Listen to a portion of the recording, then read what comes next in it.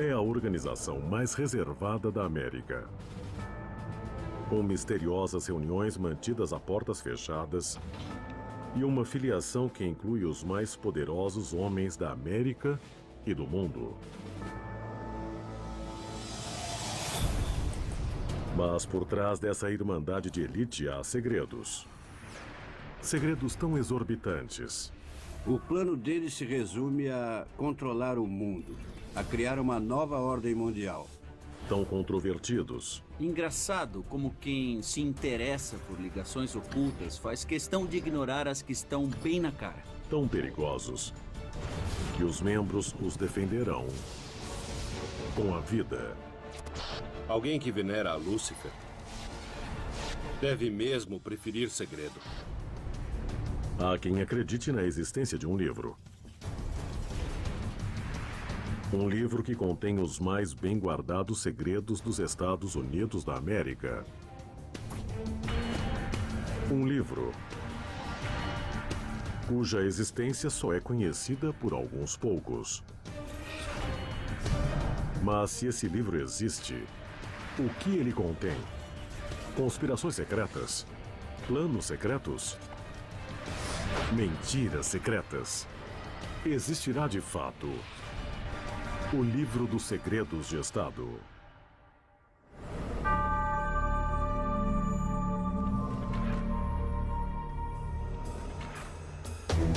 Cannes, França, 3 de novembro de 2011.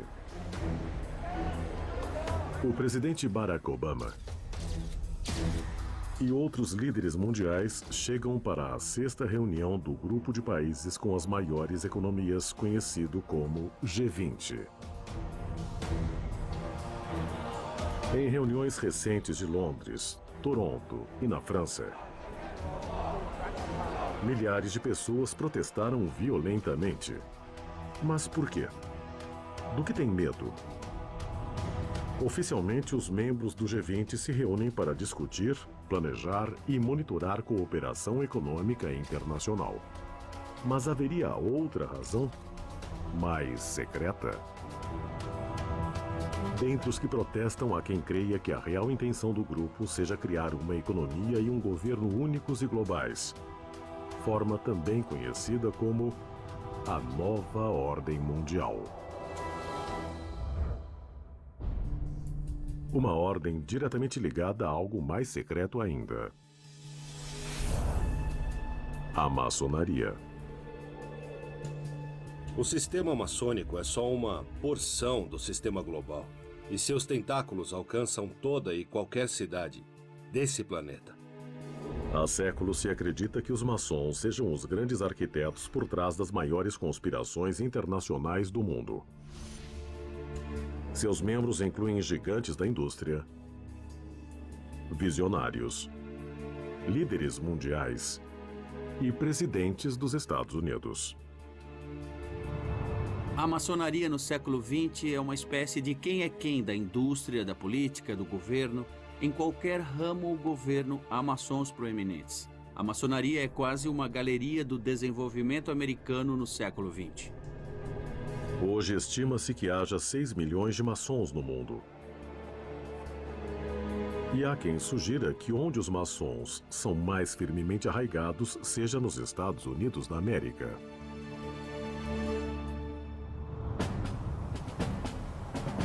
Quatorze de 44 presidentes eram maçons, incluindo 7 só no século XX. Gente como William McKinley, Warren Harding, Howard Taft, Theodore Roosevelt, Harry Truman e, mais recentemente, Gerald Ford. Mas quem são os maçons? E de onde vieram? As origens da maçonaria, em muitos aspectos, estão envolvidas em mistério. Deve ser a única organização atual para quem isso é mesmo verdade. A maçonaria é a maior, mais antiga e conhecida fraternidade do mundo. Mitologicamente, começou durante a construção do Templo do Rei Salomão, talvez mesmo antes. É muito importante porque é onde se vêem as raízes reais da moderna maçonaria. Os egípcios foram grandes construtores com pedras. E, obviamente, as maiores construções em pedra eram pirâmides e obeliscos. Não é coincidência que pirâmides e obeliscos sejam usados como símbolos rituais da maçonaria. Maçom significa pedreiro. E agora já não falamos em construir estruturas físicas, mas de construir o nosso próprio templo interno. O conceito da construção é muito importante, e daí a associação estreita com o Egito Antigo. O ponto mais simples e claro de origem da maçonaria pode ser visto na Reforma Protestante dos anos 1600. Um grupo de acadêmicos, comerciantes, intelectuais, políticos e sacerdotes queria se reunir para discutir civismo, religião, problemas sociais e ciências em um ambiente totalmente fora do controle ou do monitoramento da igreja ou da aristocracia. E fazer isso podia ser perigoso. Quem se punha à margem da ordem aceita das coisas, mesmo mais tarde no Iluminismo, podia ser perseguido, aprisionado e, em casos extremos, até executado. As origens da sociedade secreta podem permanecer um mistério para sempre. Mas a influência da moderna maçonaria começou a emergir nas colônias americanas em meados do século XVIII. A maçonaria veio para a América em navios de tropas britânicas. Começa-se a ver lojas que se dizem publicamente maçônicas na segunda década do século XVIII. E já na época, a organização foi influente. É importante ter em mente que o século XVIII foi realmente o século das luzes. E, obviamente, a maçonaria teve papel muito importante na promoção e propagação de ideais e princípios dessa era. E os pais fundadores dos Estados Unidos eram discípulos dessa era. Maçons são encorajados a estudar 7 artes liberais e ciências. 3 delas, gramática, retórica e lógica, são programadas para ajudar um maçom a desenvolver uma forma de pensar com base em razão e lógica e ampliar suas ferramentas de comunicação. Os fundamentos básicos da maçonaria se expressam por 2 ferramentas simbólicas: o esquadro e o compasso. O símbolo original universal da maçonaria é o par esquadro e compasso. O compasso é a principal ferramenta do indivíduo. Você desenha um círculo com o compasso à sua volta. E se você passar dessa marca, você perde controle. Mas é um compasso e o círculo pode ser maior. E como você alarga? Procurando conhecimento e a luz. O esquadro é o símbolo da sabedoria. E o G vem do grande arquiteto do universo. A ideia é produzir pensadores livres, o melhor modo de combater qualquer forma de tirania sobre a mente humana. Em meados dos anos 1700, os maçons nas colônias americanas se reuniam regularmente, sempre em segredo, em cabanas de madeira, celeiros de fazendas, salas em cima de tabernas, ou onde sentissem que seus segredos estavam protegidos do público não confiável. Se não se pode confiar no homem para guardar um segredo simples, um aperto de mão ou uma senha, não se pode confiar na palavra desse homem ou cavalheiro. E, como disse Benjamin Franklin, sejamos unidos agora para não sermos separados depois. Então, o segredo foi importante para unir esses irmãos fundadores. Não foram só pais fundadores, mas irmãos. E o segredo uniu essa gente. Mas o que tanto se discutia nessas reuniões secretas de maçons? As lojas deles funcionavam realmente como incubadoras de planos diabólicos. Boston, 16 de dezembro de 1773. As relações entre as colônias e seus governantes britânicos chegaram ao ponto de ruptura. Os Filhos da Liberdade, grupo dedicado a proteger os direitos dos colonos contra a opressão inglesa, se reuniu na taberna Green Dragon para desencadear o maior ato de rebelião da história.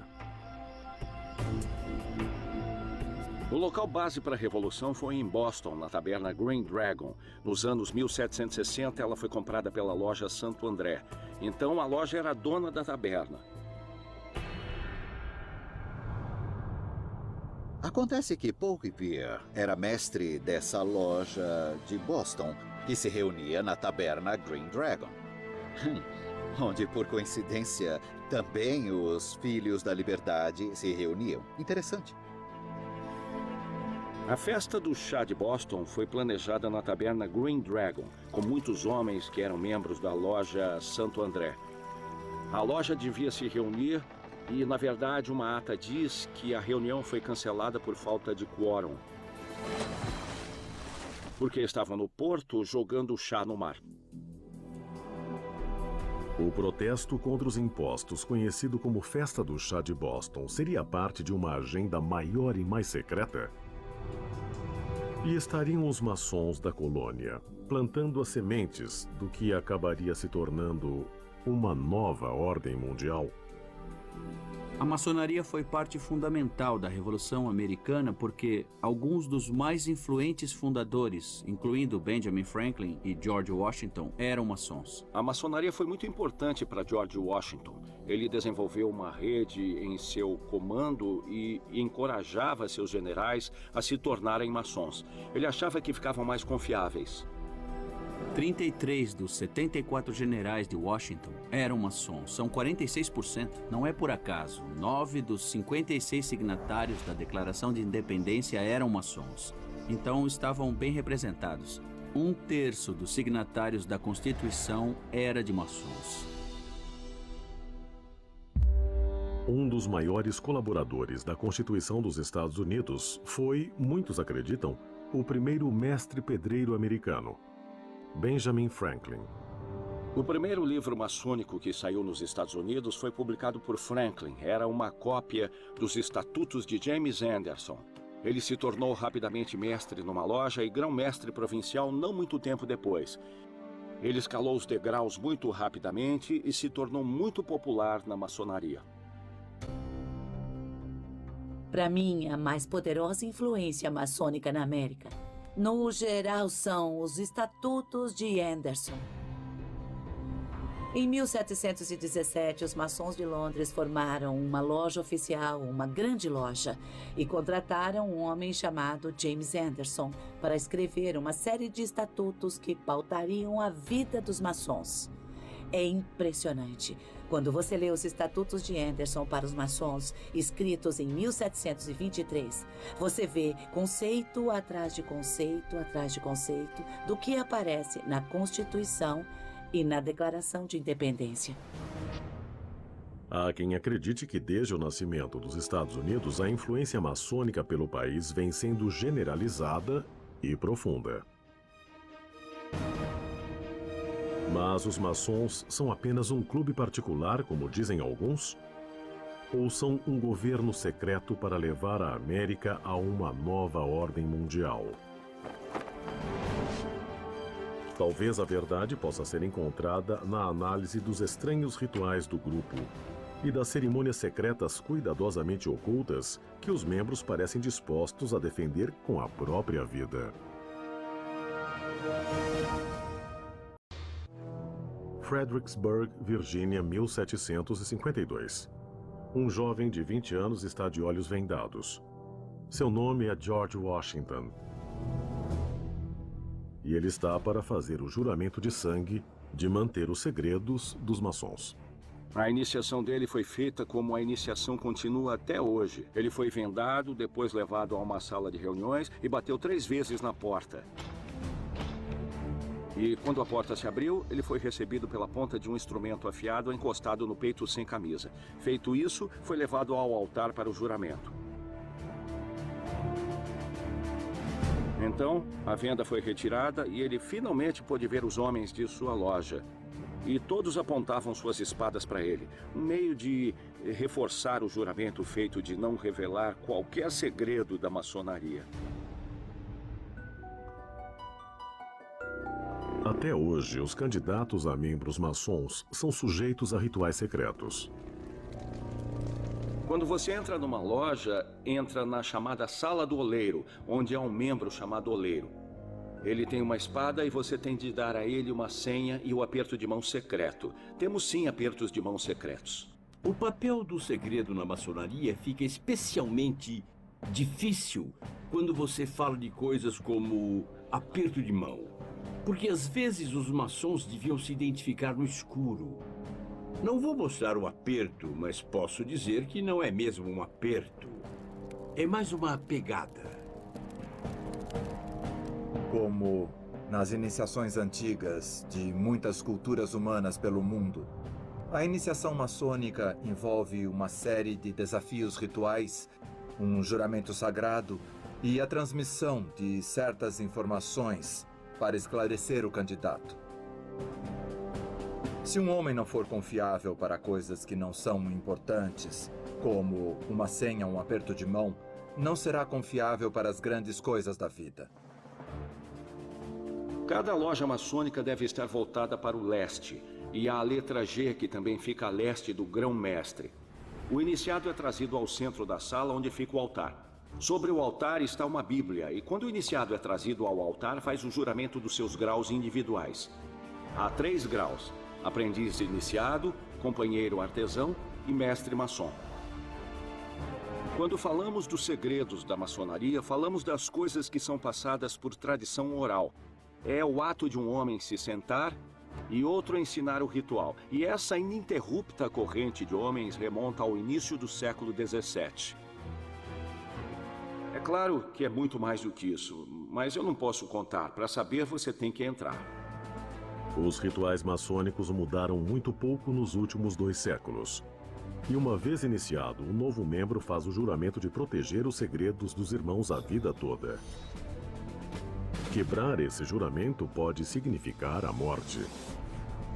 Por alguns documentos maçônicos que temos, ficamos sabendo de julgamentos maçônicos, e se acharem que você revelou os segredos, você pode ser morto.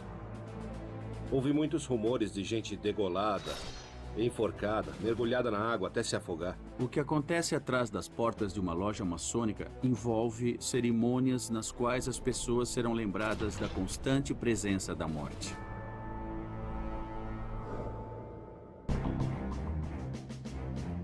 Julgamentos maçônicos? Execuções rituais? O que acontece atrás das portas fechadas de uma loja maçônica poderá permanecer um mistério para sempre. Mas detalhes de um ritual reencenado nas cerimônias de iniciação foram revelados. O assassinato de Hiram Abiff. Hiram é apresentado de maneira muito dramática para o candidato aos graus da maçonaria. Hiram era um artesão especial, a quem o rei Salomão, muito antigamente, pediu para fazer um trabalho muito especial. No 3º grau, o grau de mestre maçom, há a história alegórica da construção do Templo do Rei Salomão e de como Hiram Abiff possuía certos segredos dos mestres maçons. E de como ele foi atacado por 3 agressores que não queriam esperar o momento certo para descobrir que segredos eram esses. Então o atacaram e ele foi para o túmulo se recusando a dizer quais são os segredos do mestre. Conspiraram contra ele e ele foi assassinado, então é uma espécie de mártir na maçonaria. O termo receber o 3º grau, na verdade, vem do fato de chegar ao grau de mestre maçom e de todo mundo, digamos, querer que você chegue. O exame é muito forte e se você recebe o 3º grau, você realmente ficou de boca fechada. Misteriosos apertos de mão, senhas secretas, representações de assassinatos. Seriam apenas práticas inofensivas dos maçons ou antigos rituais destinados a confundir o não iniciado? Eles têm muitos graus diferentes. E muitos maçons acham que só há 33 graus, mas há claras evidências de que as pessoas podem ir além do grau 33. Fazem isso há milhares e milhares de anos. E nem os próprios membros têm o panorama claro. O maçom médio acredita que são só 33 graus, mas uma vez que se torna grau 33, descobre que são, na verdade, 360 graus. Dentro da maçonaria há um grande círculo externo de membros, que estão lá pelo companheirismo, e há um círculo menor interno. Esse círculo tem detentores de segredos maiores. Mas se você perguntar dos 2 círculos a um maçom, ele vai dizer que não, porque ele pertence ao círculo externo ou ao interno. E porque ele fez o juramento de sangue de jamais revelar nada. Círculos restritos? Guardando segredos maiores? Mas que informação pode ser tão importante para que os maçons arrisquem a vida para mantê-la longe de gente de fora? Talvez pistas possam ser descobertas analisando os estranhos símbolos que podem ser vistos em numerosos documentos e prédios, até nas notas de dinheiro que levamos no bolso. É um dos documentos mais importantes já escritos. É o próprio fundamento do governo. Mas apesar de a Constituição dos Estados Unidos estar escrita em inglês, há quem acredite que os fundadores da América usaram simbologia maçônica e códigos para comunicar uma agenda secreta. A linguagem da maçonaria é a linguagem dos símbolos. Símbolos falam de verdades universais. E a ideia é que cada pessoa descubra essas verdades por conta própria. Washington gostava muito e usava muito os símbolos da maçonaria. Ele tinha orgulho de ser maçom. Há representações de George Washington usando, por exemplo, o avental maçônico, e essas coisas estão repletas de símbolos: o olho da providência, o esquadro e o compasso.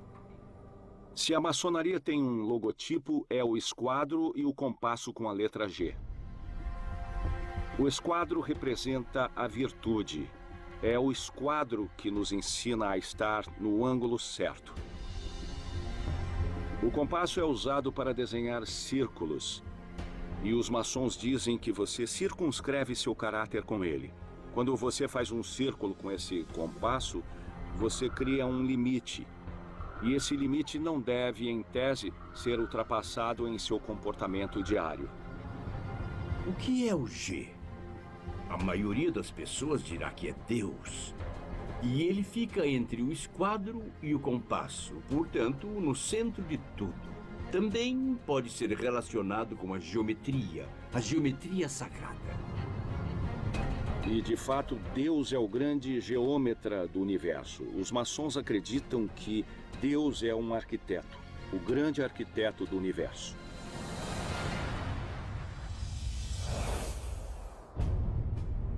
Até hoje, um dos símbolos mais reconhecíveis da América, o grande selo dos Estados Unidos, está envolto em mistério.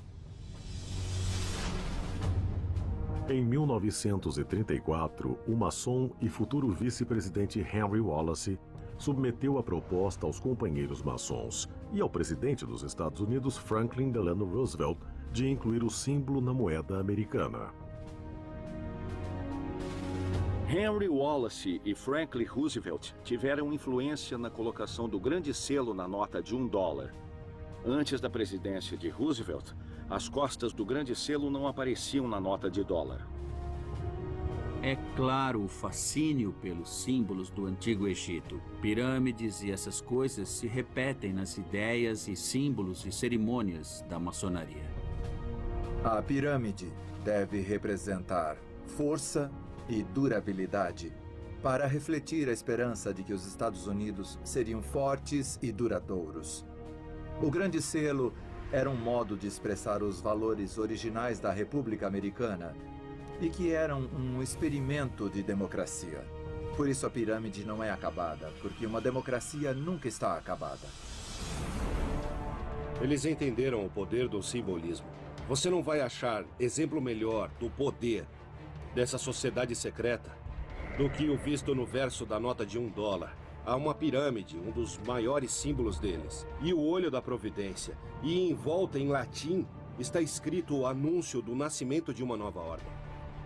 Como a frase Novus Ordo Seclorum aparece no grande selo dos Estados Unidos, a maçonaria se tornou objeto de desconfiança por parte de quem acha que estamos para ser substituídos por uma nova ordem.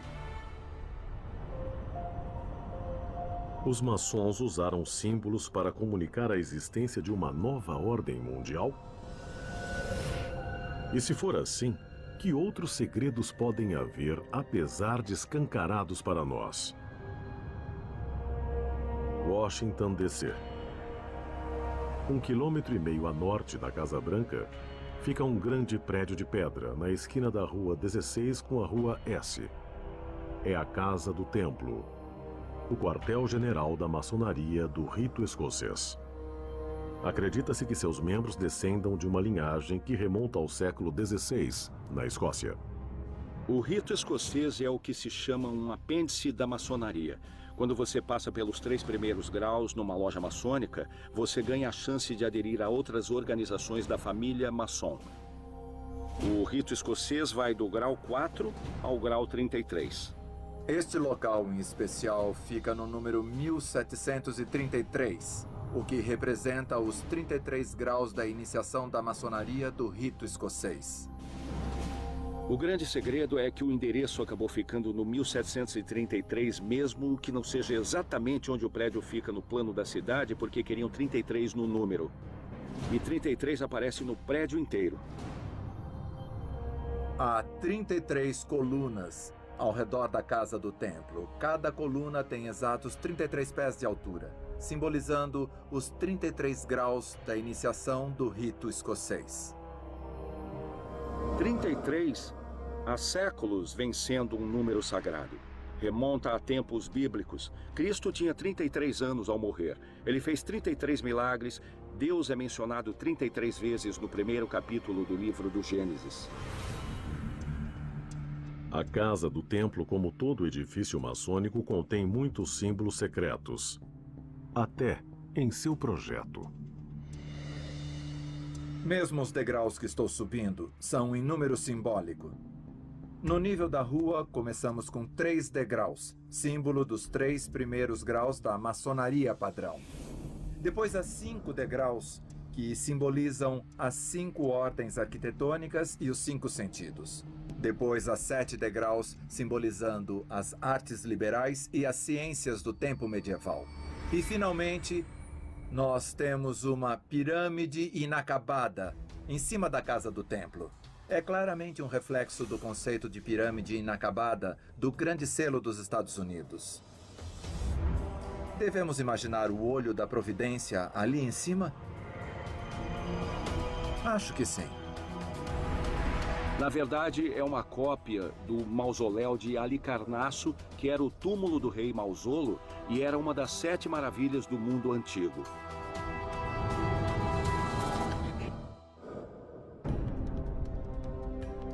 Embaixo da Casa do Templo estão enterrados os restos mortais de um homem considerado um dos mais importantes e controvertidos de toda a maçonaria, Albert Pike.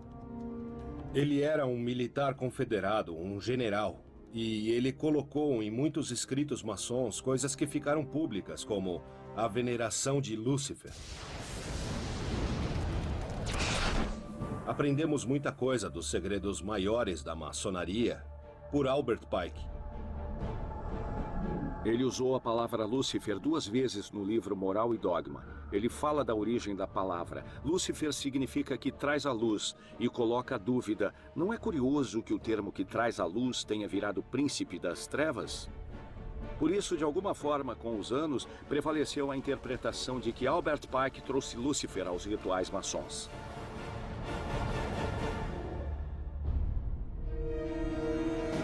Quando morreu em 1891, Albert Pike teve o corpo enterrado no cemitério Oak Hill, em Washington. Uma estátua foi depois erguida em sua honra em 1901, o único monumento da capital americana em honra de um militar confederado. Em 1944, o corpo de Pike foi exumado e levado para a Casa do Templo. Mas por quê? Algo a ver com os estranhos ritos e rituais que ele tinha descrito em seu livro Moral e Dogma? Ou suas referências a Lúcifer sugerem que os maçons têm sim uma agenda diferente, mais sinistra? Talvez a resposta esteja na análise dos muitos prédios e monumentos da capital do país e o próprio desenho da cidade. Alexandria, Virgínia, 1791. George Washington lança a pedra fundamental de um quadrilátero de 16 quilômetros de lado, que se tornaria a nova capital do país, o Distrito de Colômbia. Com seu plano cuidadoso, George Washington criaria não só uma cidade capital, mas um tributo permanente à maçonaria. Tributo que, na época, só o olho de Deus podia ver.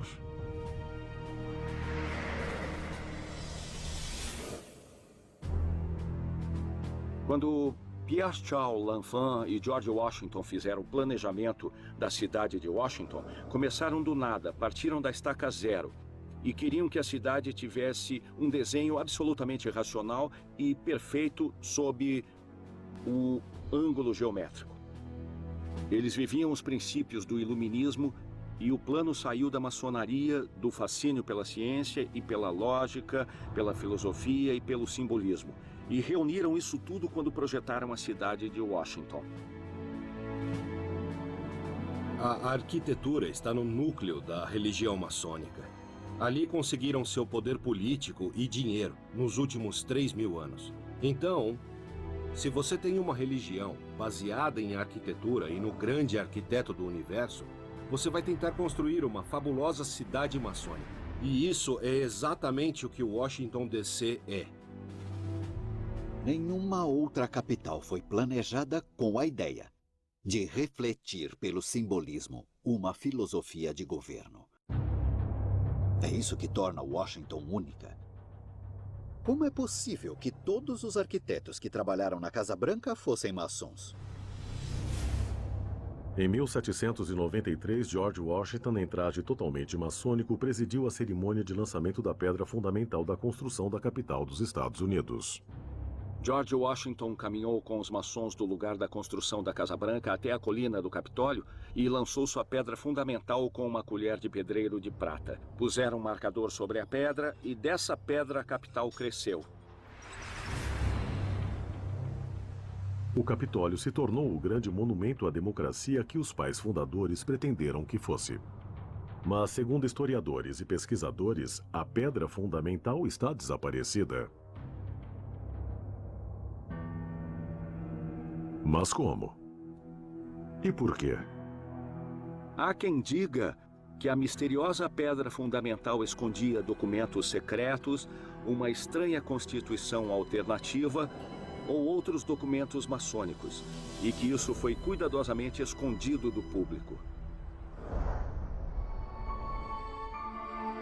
Washington e o colega maçom L'Enfant também foram responsáveis por desenhar o Triângulo Federal, uma área com símbolos geométricos específicos construídos no plano de ruas da cidade.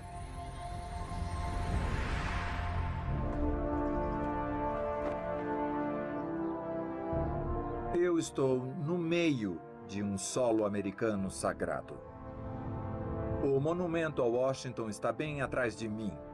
A Estátua da Liberdade no topo do Capitólio à direita. E tenho uma visão total da Casa Branca deste ponto. Os pais fundadores quiseram fazer uma declaração em pedra dos valores americanos. Quiseram ter certeza de que um conjunto particular de doutrinas fosse visível por milhares de anos.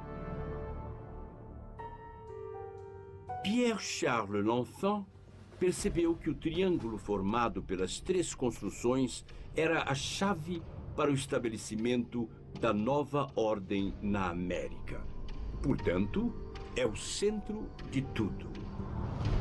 Existem símbolos ocultos no plano da cidade de Washington. Primeiro havia uma grade de linhas verticais e horizontais. Depois as ruas em ângulo. Quando você traça ângulos sobre a grade, vão surgir uma série de símbolos. Os símbolos maçônicos estão por toda parte, como um sinal de trânsito, dizendo: anunciamos o nascimento de nossa nova ordem. Uma investigação mais cuidadosa revelou outro símbolo oculto traçado diretamente nas ruas de Washington. Um pentagrama. E sua ponta sul aponta diretamente para a Casa Branca. Um dos símbolos ocultos recorrentes na maçonaria é o pentagrama, a estrela de 5 pontas. As pessoas olham o pentagrama hoje em dia e acham que é meio sinistro, mas essa nunca foi a intenção. Estão dizendo, essa é nossa casa, esse é nosso mundo, e dessa base de comando, de Washington, desse quadrilátero, vamos lançar o domínio do mundo. Mas por que os pais fundadores introduziram símbolos maçônicos no desenho e no traçado da capital da nação? Para mandar alguma mensagem? E se for isso, para quem? Colorado, 1995. Após anos de atraso, a construção do Aeroporto Internacional de Denver está completa. É o maior aeroporto internacional da América e o terceiro maior do mundo. Na superfície, ele abrange 137 quilômetros quadrados, 2 vezes o tamanho de Manhattan. Mas sob a superfície, alguns acreditam que haja uma cidade secreta, que se estende para dentro das profundezas da Terra. Há quem acredite na teoria conspiratória de que o aeroporto de Denver abriga uma base militar subterrânea, suposto ponto de lançamento para a nova ordem. O aeroporto de Denver teve sua pedra fundamental lançada pelos maçons, e ela parece um painel de controle que sai do chão. Há inscrições em braille que parecem uma série de botões. A placa parece um painel de controle e até está escrito Comissão do Aeroporto do Mundo Novo. E há um esquadro e um compasso, o que faz as pessoas dizerem que claramente foram os maçons que construíram o lugar. Poderia haver uma cidade oculta embaixo do Aeroporto Internacional de Denver? E se houver, será dali que os maçons pretendem lançar a chamada Nova Ordem Mundial? Isso pode estar literalmente escrito na parede. Há um mural que mostra um soldado com máscara de gás, com uma cimitarra ferindo uma pomba e uma interminável corrente de mulheres e bebês saindo de baixo. É horrível. As cenas de destruição, guerra, corpos de bebês, pessoas fugindo para baixo da terra, pragas, morte, nazismo, ditadura. É a chegada da nova ordem mundial. Os maçons acreditam em algum evento apocalíptico predestinado. E será isso que os pais fundadores vinham preparando desde a Declaração da Independência? Há quem acredite que a resposta é sim. Alguns sugerem mesmo que a visão de futuro dos maçons vem de outra sociedade secreta, com raízes na Europa, no tempo da Revolução Americana, os Illuminati. Um professor universitário, Adam Weishaupt, formou um grupo chamado os Illuminati. E ele montou o grupo para ser uma sociedade secreta e para operar secretamente. Parte dos planos da organização, quando foi fundada em 1776, era se infiltrar nas lojas maçônicas. O jeito de funcionar é que ele falava com uma pessoa, essa pessoa contatava outra pessoa, e assim nenhuma delas fazia ideia de quem estava no topo, nem de como chegar a ele, nem sabia qual era o verdadeiro propósito. Mas em algum lugar do topo, alguém tinha um plano. Os fundadores dos Illuminati eram realmente profundos admiradores da Revolução Americana. Acreditavam em liberdade religiosa e em livre pensamento. Mas após 8 ou 9 anos de sua fundação, em 1776, a organização foi posta na ilegalidade. Então se vê uma cisão na maçonaria. Vemos que em 1776 nascem os Illuminati e se espalham e crescem. E ao mesmo tempo, os eventos de 1776 levaram à Declaração da Independência. E temos cartas que George Washington escreveu alertando que os Illuminati tentavam emergir e tomar conta da maçonaria. Historiadores sugerem que os Illuminati realmente se infiltraram em lojas maçônicas dos Estados Unidos no fim dos anos 1700, no momento em que os pais fundadores redigiam a Constituição Americana. Mas teriam os Illuminati, a pretexto de serem maçonaria, realmente influenciado a criação do governo e das leis dos Estados Unidos? Em uma carta de 1792 a um amigo, George Washington disse que não tinha dúvida nenhuma de que os Illuminati tinham se espalhado pelos Estados Unidos. Ele disse: ninguém tem mais certeza disso do que eu. O dogma mais básico dos Illuminati é de que os fins justificam os meios. E é isso que os torna tão perigosos, porque eles dirão qualquer coisa, se passarão por qualquer coisa e estarão perfeitamente em sua doutrina. Você pode ver que a ordem maçônica domina o nosso mundo. Esse já é um planeta dos Illuminati. Eles são o círculo central dos Iluminados, o topo da pirâmide, têm a sabedoria secreta e já dirigem o mundo. Guardam um segredo de uma riqueza incrível, assim como o seu poder político. Este é o maior segredo dentre os segredos de Estado da América, o que vai além. E o segredo dos maçons é a chegada de uma nova era. É um grande segredo à vista de todos. Quanto a haver um livro secreto que contém os segredos que são passados adiante há séculos, ele não deve existir porque os maçons prometem não escrever, imprimir, pintar, estampar, colorir, cortar, entalhar, marcar ou gravar qualquer segredo da fraternidade. A maçonaria sempre será a decana das sociedades secretas. A maior de todas, a mais internacional de todas. E a maçonaria continuará sendo uma sociedade com um poderoso impacto político. Mas apesar de todas as teorias conspiratórias e de todos os segredos, os fatos são claros. Maçons proeminentes ajudaram a detonar a Revolução Americana. Ajudaram a criar os Estados Unidos da América. Suas impressões digitais podem ser vistas pelo país afora, em documentos sagrados, em monumentos e até incrustados nas ruas da capital. Eles são uma fraternidade de segredos. E protegerão esses segredos com a vida?